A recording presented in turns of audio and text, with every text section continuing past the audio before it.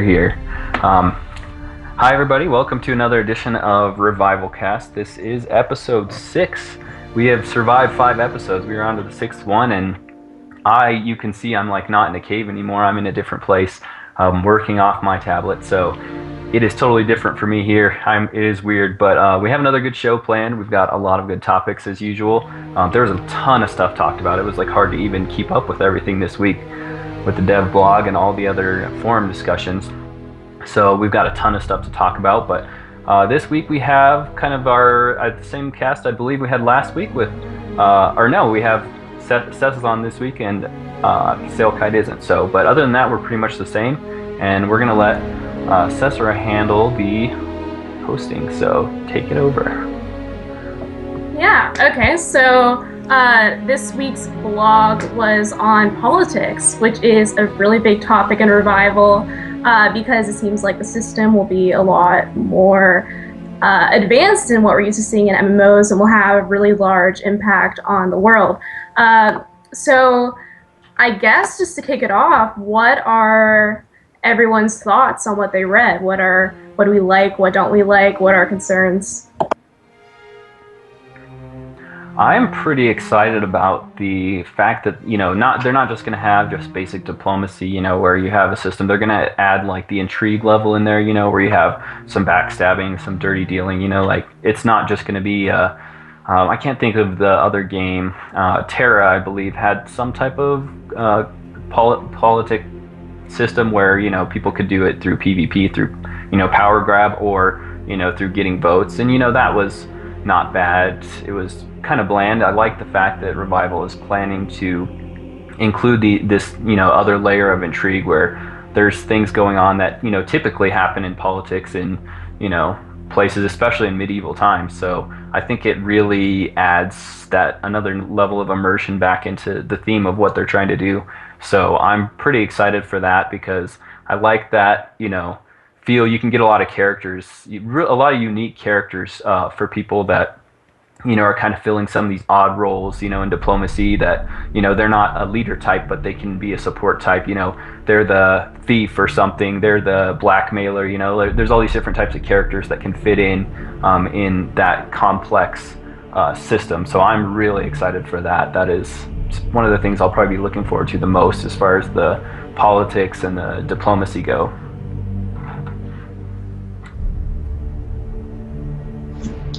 Well, one of the things that I liked, I think I mentioned last week maybe, is the concept of trying to boost up the level of a neighborhood.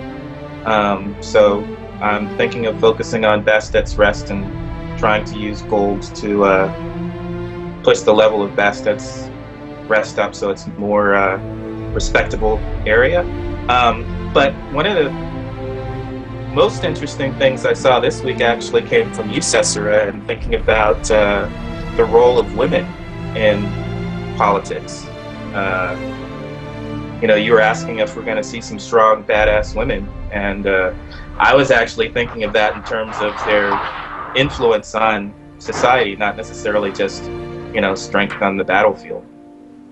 Yeah, well, I do want to say about that thread, that was mostly in response to some of the comments I was seeing, negative comments regarding last week's blog that I felt were really unwarranted.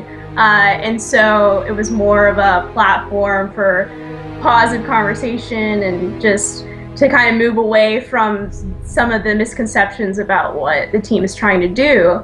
And I think definitely the devs' answers there and some of the answers by the players would completely eradicate anyone's worries after reading the sex blog. So hopefully people will see that or just hear this and stuff. But yeah, I think it's cool. One of the devs mentioned that, won't be able to vote, won't be able to be queens and stuff, at least in Crown's Rock. But the important thing to remember is that this is, kind of historically relevant. So there'll be places where their women won't really have roles like that because of the culture, and that's just part of the fiction of the game. But yeah, I think the point about being able to play different characters and how that works with politics is really interesting because you don't have to have a upstanding politician that is always very politically correct. You could have a thief be a politician, just depending on who people decide to put their faith in.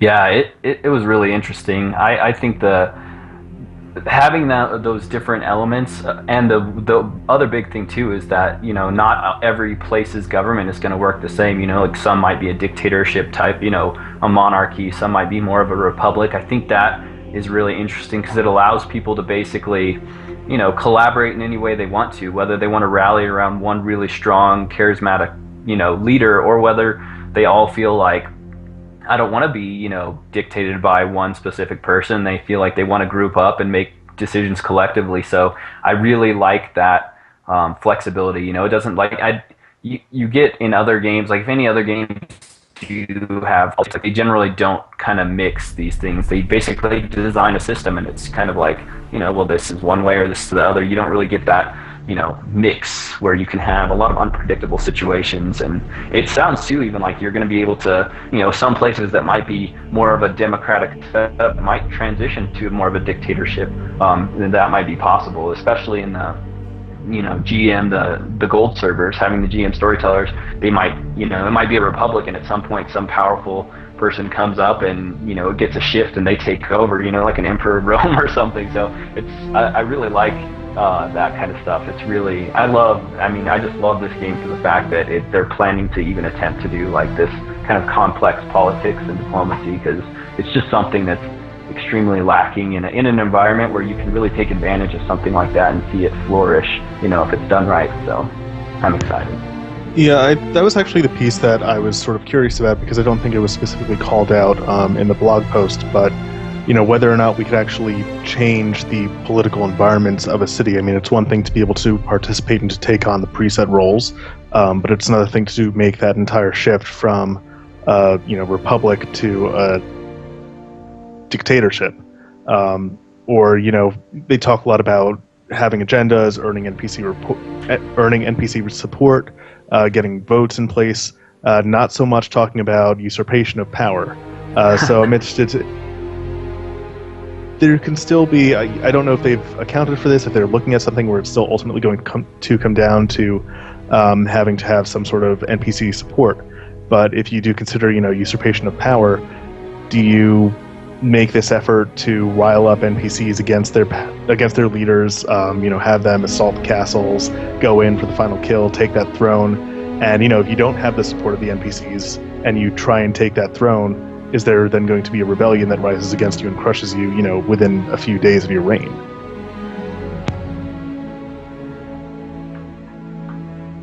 I think it all depends on how we interact with the NPCs and whether or not we're, you know, giving them what they want. Greasing those wheels. Yeah, I think that could be the case, but in terms of actually changing a city that has a democracy to a monarchy, I wonder if that will be fairly rigid for story purposes, and maybe the devs don't want every place to, you know, be a democracy because they want some sort of conflict, or they even just, I mean, I remember, so this kind of goes along with the ability to be able to kill NPCs. You can kill NPCs, but there are going to be some NPCs that are really important that are going to be very difficult to kill, because especially if they're involved with a lot of the content, you might not be able just to replace the NPC and have everything still be the same story-wise as it was before. Yeah, it really is. It makes me wonder how they're going to pull everything off. It's like such a complex system.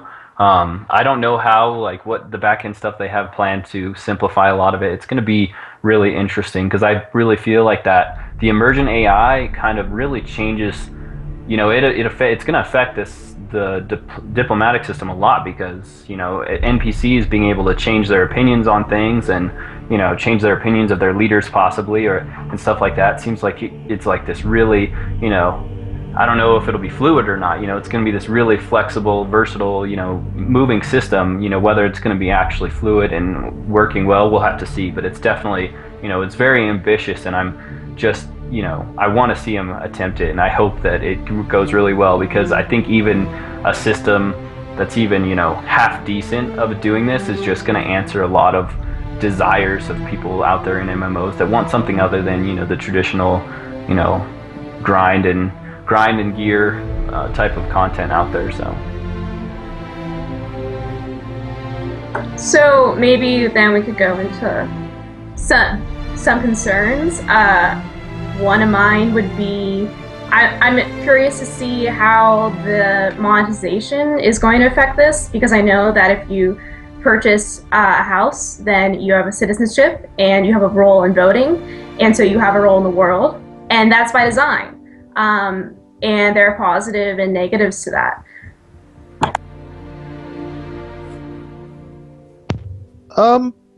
It's interesting. I'm wondering. Sorry, go ahead. Go ahead.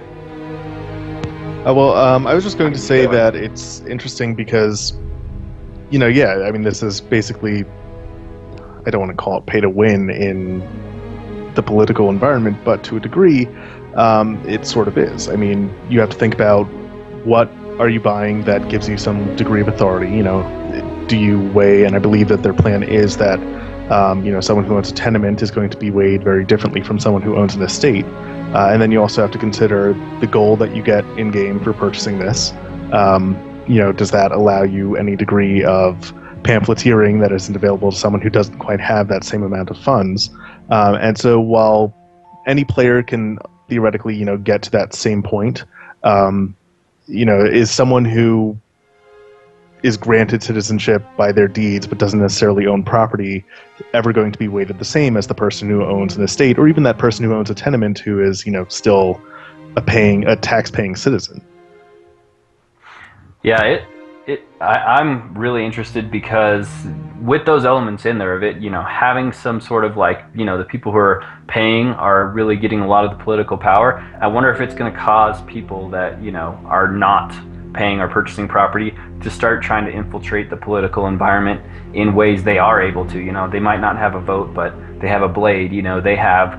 If you think to the way that economies kind of intermingle with things, the people in power, the rich people are gonna, rely on crafters for things. They're gonna be used to paying for people to do things for them. So, maybe the crafters can speak by just, okay, if that's your political agenda, I'm not selling to you anymore. Things like that. So it's really intriguing. I'm interested to see the ways that, because every game is going to have its downsides. I'm interested to see how the players are going to try and circumvent things. The players who aren't purchasing property, how are they going to circumvent, having a political voice? How are the people who do have property, how are they going to use that, and how are they going to relate with the people who don't, because there will be a very sharp line between, who has votes and who doesn't, it seems like. That's what brothels are for. Yes, we had the brothel discussion a lot. That's what I want one of my characters to be focused on, trying to influence politics through use of the brothel. So, there should be. That's the kind of, I think the downside is what Val kind of alluded to, as it's very ambitious. So it just seems so complex. There's so many different paths that we can go from what they've been saying. That I don't know. I don't think we've seen anything this complex yet. I think that Velux's point about there being alternative measures might be, that might be the point where it does balance out. To speaking to you, what you were saying about brothels, ultimately, while you can buy some sort of influence in the city, that doesn't really account for what you do as a player. So, I think that on one level, it's fair to be able to buy that influence because you are sort of, this is your investment into the game. And so, unfortunately, while I know that there are going to be those types of guilds out there that will plop however much it costs to get an estate and have absolutely no interest in the political game and just want to troll people, I'm sure that those people are going to exist. But at the same time, hopefully the game does balance out. Can a situation arise where the crafters of the city completely defy the major powers and, create some sort of trade embargo or something that shuts the city down. Potentially, yes. But at the same time, I'm still concerned, going back to a troll guild, oftentimes, you're looking at Zerg guilds. Let's take Goon Swarm, for example, or Goon Squad. I find it really hard to believe that a group like that would not be self-sufficient enough that they could ignore any sort of player influence. Yeah, one thing too, I was thinking about when you were talking right there, having so many. I mean, like, I guess let me collect my thoughts here. Having the live storytelling team. I mean, the gold servers, it's going to be really interesting because in those servers, certain things are going to be able to be mitigated. Now, in the free servers, it's going to be kind of like the Wild West, and I think having multiple servers, people are going to be able to jump, around if they need to or want to, or they feel like it's not fitting. But for the people who have invested, who have bought property, say, in these places to vote, and, it goes sour and there's no real countermeasure that you could get from like a live storytelling team, it's definitely a dangerous recipe. There's a lot of potential for bad there, so hopefully they're putting tons of thought and planning into this to, create some countermeasures to, the ultimate Goon Squad takeover of all the estates in said public free server and just ruling the world, which, could be bad, could be interesting, depending on what you want to do there. So, well, it seems like there might be some rigidity to it, and for good reason, for stuff like that, because the NPCs will have their own factions. So it's probably going to be hard to convince NPCs in a faction that is, I don't know what word to use, reasonable to go to something really dramatic and not what is typically found in the game. So, that's one of those safeguards, I think, but also maybe one of the things that could make it not as flexible or even as fun as some of us envision. But like anything in Revival, it seems, if we push it enough, eventually we'll be able to make changes in the world. Well, at least that's the hope. Yeah, the tags come into play there, I think. So partly it will depend on the tags that the NPCs are interested in, and there could be NPCs that don't care about whether or not you own the big mansion. Maybe they care about other stuff. So maybe they care about religious influence more than they care about how much people paid through a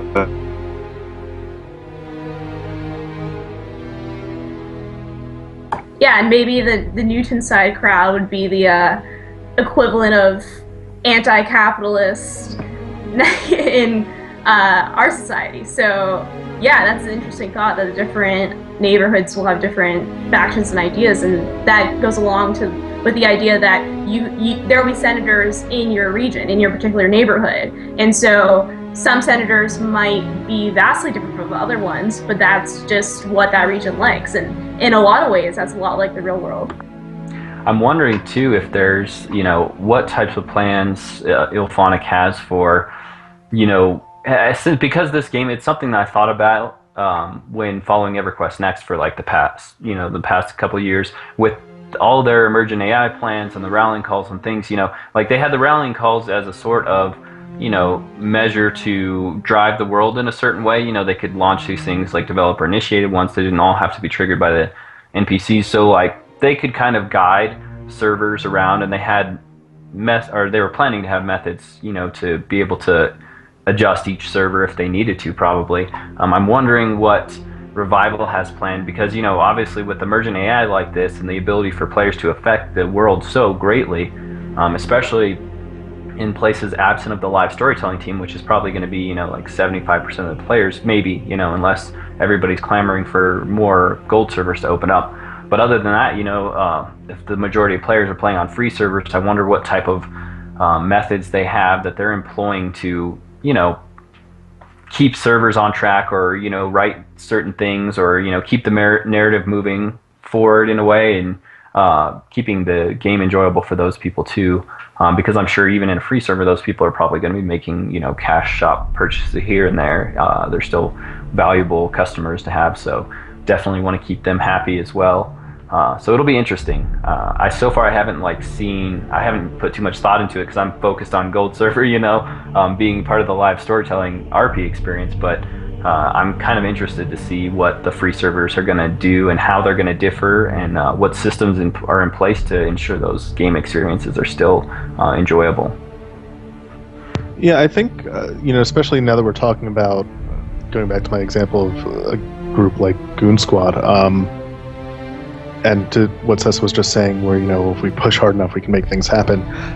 One of my fears that sort of keeps bubbling up to the surface is that ultimately, you can game any system, and, if you really want to, you just have to figure out what buttons to push in order to get things to go in your direction. Or maybe you don't even care, and you just do whatever, and you see what happens. Well, I mean, if you think about a group that doesn't care about role-playing, what do they really care about how the NPCs are going to react? They're just going to try and conquer the world, or try and see their agenda fulfilled, and however it ends up going, and they'll just react accordingly, and they're not that invested in the actual narrative that's playing out.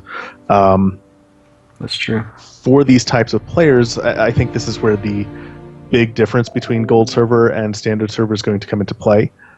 Because on the Gold Server, ultimately, no matter what you do, the GMs can interfere. Standard Server, not so much. So I think your Standard Server is going to appeal more to your bloodbath, do whatever the hell you want and screw the consequences type of player.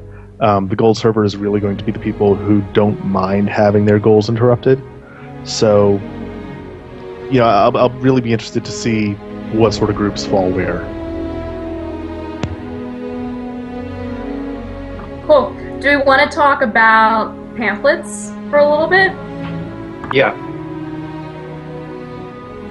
Definitely. I didn't get a chance to really dive into it. I read the very some of the dev responses a little bit, but it sounds very interesting. Just from the way modern, I can't say modern, but politics in the U.S., how things kind of work there. A lot of it is, campaign funding.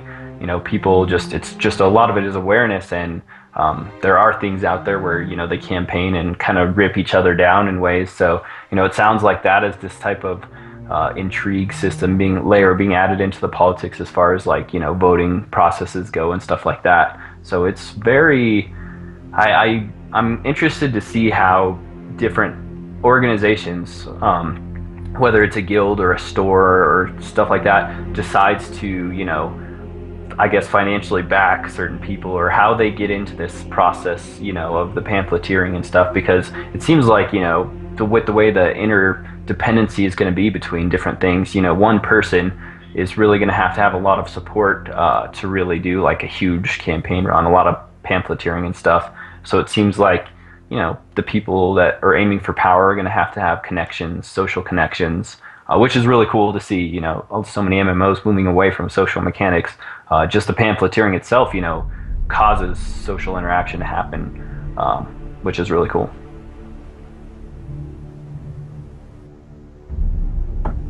Yeah, I'm a huge fan of it. Probably not a huge surprise, considering one of my other favorite features of Revival is the books, and it seems like it's pretty much the same system, just to a different end, with a different purpose. And so yeah, I love the creative implications of it. I love how it will provide a lot of interesting roleplay, how it will provide gossip and drama, and when I found that was a feature, all of a sudden I kind of wanted to be the Revival version of Jonathan Swift and write stuff like A Modest Proposal. That's just, completely satirical, and have some fun with it. Yeah, and we're going to have to bump up that skill, that journalism skill, so that we can make those pamphlets. That's kind of the other interesting thing that I find about this. EverQuest Next first brought up this kind of idea of how you can have indirect PvP conflict, and I'm much more interested in the non-combat PvP than I am in the combat PvP. Yeah, I totally agree. I'm just having this totally different, with combat, kind of the way they've talked about it being like a quarter of the game. Really, I like the fact that there's these other elements in there that where players can go at each other or cooperate, collaborate and stuff in ways that are totally unrelated to combat. I think that's something that has really been lacking from the MMORPG experience period, because it's really, all games have really mostly catered towards people, the combat enthusiasts and stuff. There hasn't been a whole lot, games like that have done really well and continue to stay doing well, like World of Warcraft has added things over time that are totally uncombat related a lot. Well, I mean, they're like their pet system, basically Pokemon in the game, still a little bit combat, but it gives people another way to do things that aren't quite so directly confrontational, and things like that. But I mean, this is like a whole nother level. This is like, no combat really at all. I mean, I guess technically there is. I mean, if you can assassinate somebody, that would be sort of like a combat in politics, I guess. Character assassination, I think, counts as some form of combat. Just combat with words. One of the things that I'm nervous about with pamphlets, just rereading the blog, there's a specific line that says, as NPCs come across your pamphlets, they will see those tags, and if they are inclined to believe it, they'll adjust their views of you and your opponent. What makes an NPC inclined to believe what they're reading? Is it a combination of their tags and their world situation? And, how can we as players influence that? Can we set up things to paint our opponent as, what is this? Summon zombie babies from the graveyard every night. Can we arrange for some necromancer, pay him off to summon some zombie babies and then send out these pamphlets? Are the NPCs going to be more convinced of that because the event actually did happen? Or, are they just going to read these things and know that we're just telling outrageous lies? Yeah, that's kind of interesting. Yeah, I wonder if it's going to be some type of tag comparison. Like the more tags you have in an NPC, one of the best systems, if people have not checked out Versu. If people haven't checked out Versu, it's a kind of choose your own adventure for emergent AI, path generating game that's also like a book, but it's really a emergent AI game. One of the things that you have to do in that game as you're trying to integrate with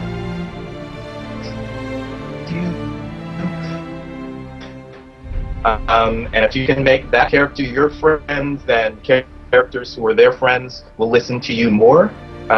So some of it may just be, making friends, so that as you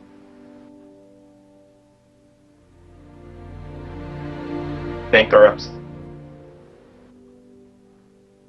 Yeah, I mean, I really hope that a huge chunk of the politicking will be your in-character relationships with other players and with NPCs. Yeah, I'm interested to see how much, I like the fact that this game is taking a lot of angles that are, focusing on actually bringing people together, whether it's against each other or cooperatively with social mechanics. I'm interested to see how much of those like direct relationships are going to affect what we can achieve in the game.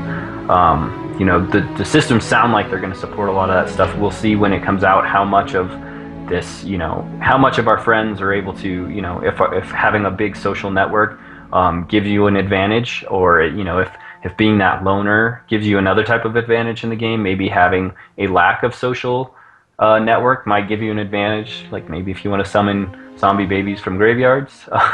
So it'll be really interesting to see kind of how this all shakes out. This is a very complex organism, all the politics, the combat, and the different social aspects between what you're doing with NPCs that actually change when you do stuff, and then with the other people you're relating with. How many? I guess I don't think you guys maybe been in the forums a bit more than me, but have the developers talked as much about how much interplay or exchange of tags is going to happen between players that are playing together a lot. Is it just because they're experiencing the same events that they get those tags, or maybe just being around each other, there's some type of bleed between tags of them just two characters hanging out so often that even events they weren't a part of kind of cross over these tags. I haven't seen anything about that. Maybe some viewers can let us know in chat if they know. But I haven't seen anything in particular about tags. And for me, the tag system, I know a lot about what the purpose is, but I don't really know how it's going to work. And I think that's a sentiment we're echoing with in terms of the pamphlets, in terms of how it's going to work with NPCs. So the tags is still a bit of a mystery to me. Yeah, it's kind of interesting too, because I wonder, how much of that is intentional. I mean, I know they don't want us to know everything that happens with tags, because then, that makes it like Astral was saying, once you kind of understand what the system is, you can start gaming it, so us not knowing everything that happens with tags is probably a very good thing for the game, as far as us just playing and having a good experience, and people not being able to abuse too many things, because kind of, knowledge is power. The more you know, the bigger advantage you have, so especially in this game. Yeah, I feel like tags should come just from sort of a natural observation of things. I know that they've stated that there are no plans for us to be aware of what our tags are. I hope that we never are aware of what NPC tags are. But I think that just in getting to know our characters, getting to know each other, getting to know NPCs, there's perfectly reasonable career in, tracking people and figuring out what they do with their daily lives and getting a sense of who they are as a result. If you see some guy who's just a simple farmer and then all of a sudden he's wandering into a cultist den that is, or what's rumored to be a cultist den, then you start to think, okay, maybe that guy has the Cthulhu tag, who knows? They talk a lot about having investigative gameplay, and I think that this is a large part of it, where you aren't going to know what's there. You have to come to conclusions on your own. Yeah, I'm very much a fan of everything being in the back end, us not seeing any information as far as what tags we have, what tags NPCs have, what we're getting and not getting. It would be cool to know, I guess, kind of what might be getting transferred, as far as like the whole game, like, this type of stuff is possible, but we won't know specifics. I like that, but then at the same time, that's just because I want to rule the world in some small way. I can say that they've used one particular language that I'm a little concerned about. They've talked about reading books or overhearing conversations giving you a chance to get a tag. The idea of tags being RNG is sort of scary to me, only because it seems like it takes away some of that investigative purpose. If you see someone, if you go into someone's house and you start rifling through their library and you see books dedicated to, old gods or something, and you want to say, okay, well, they've been reading these books, they've probably got a bunch of these tags floating around. Well, if it's up to RNG, that sort of blows that entire thing out of the water.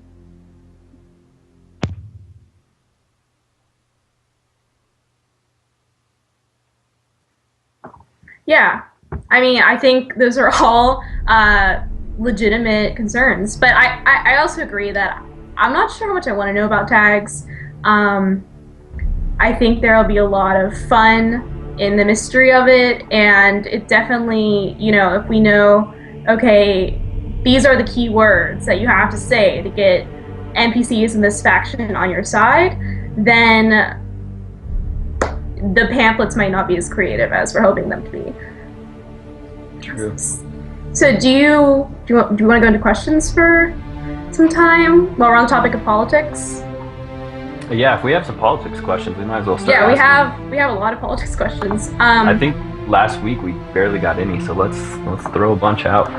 Okay. So I'll read the first one and we comment on it, and then I'll put some in chat so you guys can read the other ones. legendary neurotoxin. I think this might have been regarding last week's live cast, but here it is, and it's about politics. Do you see regional leadership applying, I don't know what this is, some just primate noctis, like in Braveheart, upon a conquered region would be possible and meaningful?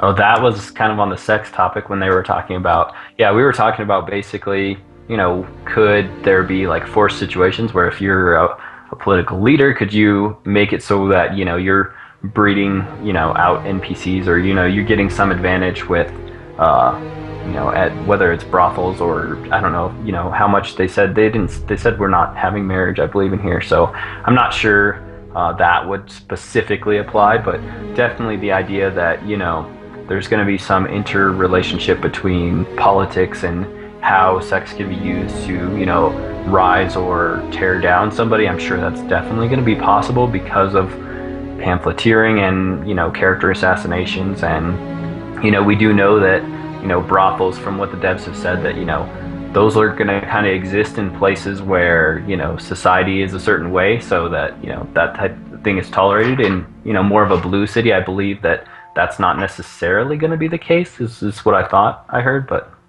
maybe Astral can chime in on that one. I haven't heard specifically about that one way or another, but I do want to say to your little bit about using sex as part of character assassination, I'm suddenly seeing this come in play with things like the age system, and, you know, oh, he's taking a mistress who's half his age. You know, even though all you did was set him up for a one-night stand, but you made that public enough and got some, well, you know, they don't have pictures, but you got some elaborate drawings, let's say.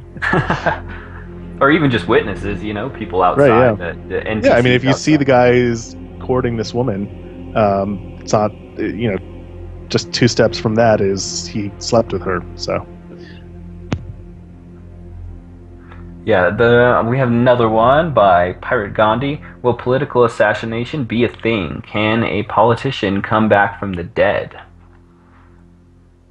So I'm speaking from vague memory here, because this is something that was asked in IRC long time ago, as to what happens with NPCs that come back. And I want to say, I could be completely butchering this answer, so Sniper Omo, please correct me if I'm wrong, but NPCs that are killed will stay dead, and I want to say to the point that they're still subject to the sort of same rules that players are, where they could theoretically come back from Anime's realm, but it's more so that they want to have protections in place to make killing those NPCs very difficult.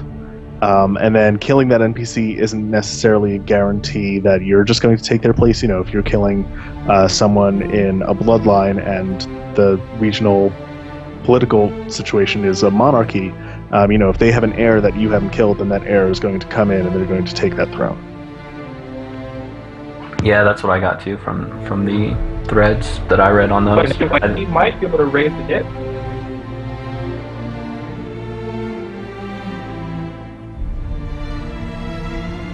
We might be able to raise the dead, so we might be able to resurrect before they pass on their inheritance. I'll put it in chat. We heard that. I wonder too, though, you know, as far as resurrection is concerned, you know, that is something that is viewed to be, you know, like very dark magic, other than, you know, us finding our own way out of the spirit realm. But I think, you know, like the average resurrection is going to be something that's very cultic and, you know, very off limits. So having a public political figure that goes away and comes back would probably be, unless you're in like one of the red cities, they said, the karmitic bad cities, I think that would probably not happen or not really work out too well for all. Not to mention, I mean, we still don't know exactly how Anime feels about resurrection magic, but, you know, can you imagine if you revive your leader with resurrection magic and steal him from Anime, you know, is that going to have implications for the entire city? You know, now they're being ruled by this guy who escaped her grasp and her judgment, and she's probably not going to like that. That is definitely interesting. That kind of brings back in that whole, you know, Cthulhu may walk out and destroy a, you know, destroy a city, level a city or something like that. So that is definitely interesting. So Umbla just said that anime isn't keen on resurrection that isn't by her own hand. That makes a lot of sense. Taking her business. Yeah, I have a feeling if anybody happens to have a political NPC or character that gets resurrected, it's probably going to start controversy immediately, and probably I couldn't see somebody like coming back from the dead and having any claim to power anymore. But it would definitely add some intrigue into the political environment, to be sure. You kind of, I mean, if you think about it, you have a political figure get assassinated, resurrected. Now everybody kind of, it's painted that one person obviously is involved in something bad. Okay, now all of that person's supporters, how many people are involved in this, darker, it just suddenly starts coloring things definitely in a very intriguing way.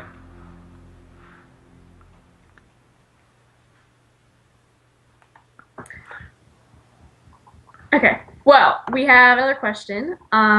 It's by Legendary Neurotoxin. What kind of power and influence does religion have in politics and revival? That might be more a question for a dev than us, but I think we can probably make some conjecture. Maybe Ombwa can let us know in chat how accurate. Yeah, I think that's one of the best parts about people tuning in live to this show. If the devs are here, you can get your question answered directly from them. So yeah, it's a good reason to be here. But I think having religion, obviously with all these different deities, these elder gods, outer gods, whatever, all these different things, basically anytime something's centered around them, it kind of is a religion. And if that's kind of like the supreme powers in the world, I feel like that should have a major impact on politics. Religion, especially if it's an area-wide type thing. They said certain regions of the world will even have different names for the same god because they, that's just what they call them. And that should affect the politics because also too, they told us already, with the tagging system. If NPCs have tags that align with your beliefs, like they'll be more inclined to listen to you. So it definitely impacts, if you're a practitioner of a religion that's widely accepted in an area, you're probably way more likely to get voted by NPCs into power if it's a democratic type system. So. Did anybody else want to chime in on that? Or you want me to? I think we can move on to the next one. Legendary had another one. Will all monarchy-type governments in Revival be theist monarchies by default, or can they exist without religion? So that kind of ties into the last question.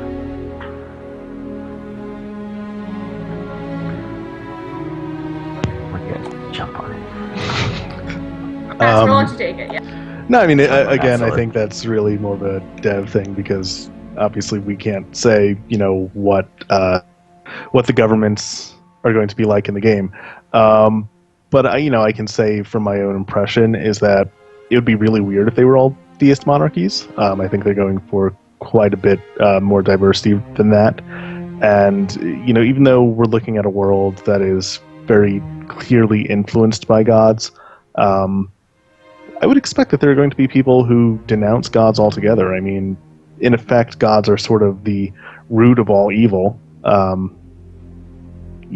conflict between gods and the influence of gods has sort of messed the world up, and I can imagine that there are going to be people who just believe, in the power of humanity and defying gods. And I'd actually really like to see that story play out. A city that believes in mankind's power ultimately getting crushed under the heel of divine forces that just cannot be stopped. Yeah, it makes me think, kind of that whole like Lovecraft theme, from the little bit of lore that I've read, it feels like a lot of this stuff, a lot of the themes is that, there's all these supremely powerful beings, otherworldly extraterrestrial beings, outer gods, cosmic entities of like unimaginable power, and humanity's this, that like half of, Lovecraft's thing is just that, what point is there to life? We're inconsequential in the big scheme of things, so you'd think that there would be some sort of society that kind of resonates with this idea that like, well, screw the outer gods, I don't want to have anything to do with any particular religion. They don't care about us. and you would just have this type of society that's like, the will of man kind of, what can we accomplish, in our insignificant, lives, or our temporary lives of, impermanence. Oh yeah, I hope that happens. I hope a player achieves the rank of king and rolls over perhaps Crown's Rock for some time, and then just gets crushed by some sort of cosmic force. I would greatly enjoy seeing that. Definitely. All right, I'm going to pull up the next one. So, in your opinions, will devotees of the Outer Gods be concerned with politics considering their belief system? I think this is actually a good time to break into this week's book, which is Nyarlathotep. Only because Nyarlathotep, for those who aren't aware of his background, he is the avatar of the Outer Gods. The Outer Gods being these very ancient, timeless entities of chaos and destruction and just pure elemental forces of things that you can't really comprehend. They just are. These are things that are so beyond knowing that they don't really have a consciousness in the traditional sense, and so Nyarlathotep sort of acts as their avatar and their collective consciousness within the realm of us mortals. So he's probably the most relatable aspect of the Outer Gods. And the reason why I think that it's a good time to bring this up is because when you talk about whether people who worship the Outer Gods are going to be concerned with politics, I think it's important to remember that even though the Outer Gods are so far removed from what humans are and what our daily struggles are, the people who are cultists for the Outer Gods are ultimately still dealing with everything that, comes with their daily lives. So that means, if there's knowledge that pertains to them, if there's some sort of religious persecution going on, these are things that still impact them, and so they're still going to have some concern there. Yeah, and I'll add that this god in particular, in addition to being the avatar of the Outer Gods and this relatable figure, in the story we read for this week, I've read that, it might be kind of inspired by Nikola Tesla. Like, it's definitely a down-to-earth character. Not down-to-earth at all, but more so than some of the other gods. But in addition to that, he's supposed to feed the Outer Gods, which is a really interesting concept, especially considering the end of the story. Spoiler, but I don't care because everyone's supposed to have read it. Is these people being led away by Nyarlathotep. So I wonder if that was part of the inspiration. This god is featured in a couple other stories by Lovecraft. I think it's The Haunter in the Dark and The Whisperer in Darkness. And he plays different roles in those, but I wonder if perhaps in a revival there's going to be a character like him. Well, probably not, but there might be some sort of, hey, I'm going to dazzle you with my crazy inventions, and then you're going to go mad and follow me, and I'm going to feed your soul to my friends.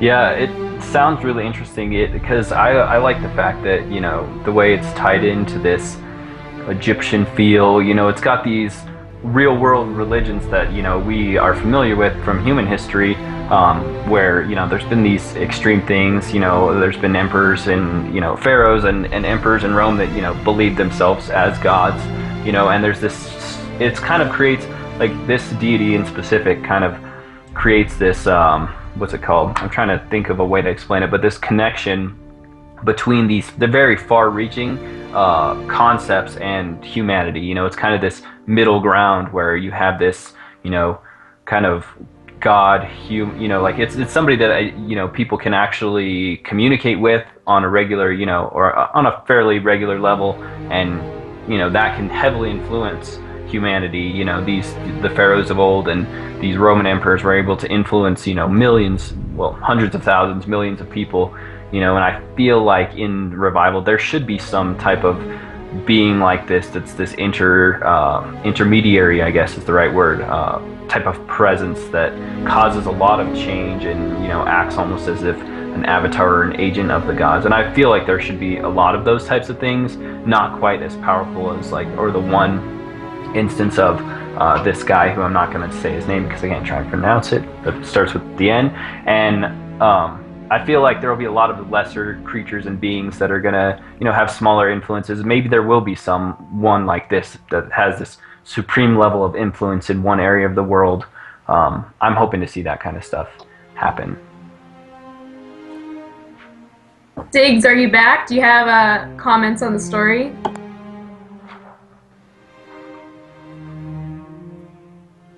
Maybe not. Oh yeah, Diggs. Okay. Well, if you want to chime in, if the stream's working, then go ahead. Yeah, I mean, everything you said, I'm interested in, and especially with the Egyptian theme. I mean, it's not that Crown's Rock does not seem to have any Egyptian inspiration whatsoever, but it'd be kind of cool to have some rare artifacts that were inspired by Egyptian themes. I don't know. Maybe that's just me. Well, I think that the game is, you know, it's not going to be Egyptian in the same sense that Egypt in the Secret World was Egyptian, which was still a bastardization of Egypt, but, you know, it was as close as you're going to get in gaming for a little while. You know, I don't think we're going to see Egypt as Egypt, but that's not to say that there are going to be cultures that draw from Egyptian themes. Obviously, Bastet is a deity. How much of Bastet is going to be lifted from Egyptian myth versus tailored specifically for a culture like Crowned Rock, you know, that remains to be seen, but it's not like they're not going to pull those elements. Obviously, you know, they've talked about how Crown's Rock is this Tudor Victorian era city. They've talked about their plans for something that's a little more New England in feel. So, you know, I would not be surprised if we see something that harkens back to the role that Egypt plays with characters like Nyarlathotep.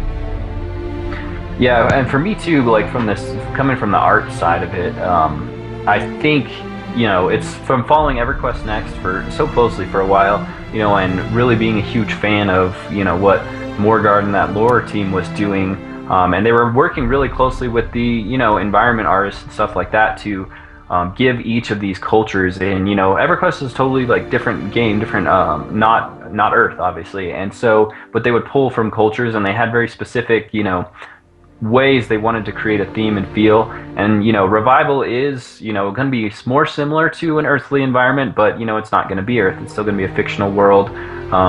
All the cultures I would expect to pull from different cultures in human history in our present Earth that we can relate to, and that we can we'll see visually, you know, graphically, we'll see elements, visual elements, and then, you know, even kind of the story and thematic elements.